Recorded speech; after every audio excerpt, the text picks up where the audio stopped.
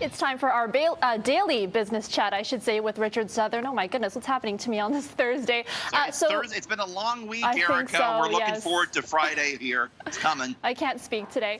Okay, first it was Air Canada. Now another major airline is receiving a big government aid package, Richard. Yeah, those aid packages are flying out of Ottawa. It was Air Transat's turn today, Erica. And here's an airline that has really been hard hit by the pandemic. Unlike Air Canada, Transat hasn't flown a single flight since January. So what are they getting? A $700 million repayable loan. Us, the taxpayers, of course, putting this up. It's going to help Air Transat stay afloat. It's also going to allow the airline to dole out refunds if you had your flight canceled or missed during the pandemic. Like Air Canada, you got to go on Air Transat's site to apply for it.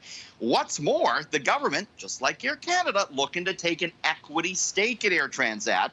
The airline giving the government warrants for 13 million warrants. It will allow the government, or us, the taxpayer, Erica, to potentially take a 20% stake in Air Transat. So there's a lot of mixed feelings about whether or not the government should be buying stock in the airlines, but certainly boded well for Air Transat stock on Bay Street today. It flew up almost 6%. All right, smaller restaurants have been suffering badly during the pandemic, but the big chains seem to be holding their own. Yeah, I guess that's really the unfortunate story in many ways, right? That, you know, the McDonalds of the world have been allowed to stay open and keep doing business. And, it hasn't been easy for them in some ways, in that, we did see sales fall. But until now, we had McDonald's today, Erica, reporting its first quarter of global sales growth since the pandemic began.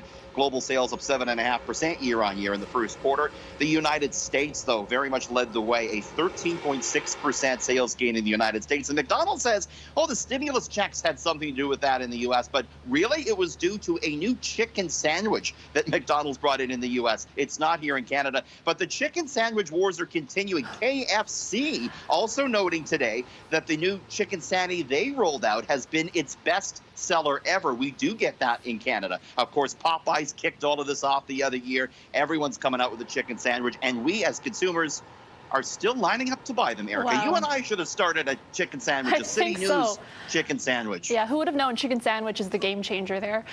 All right. And finally, yesterday, we talked about the number of insolvencies dropping over the past year, and it appears many Canadians are seeing an improvement in their credit scores as well, Richard.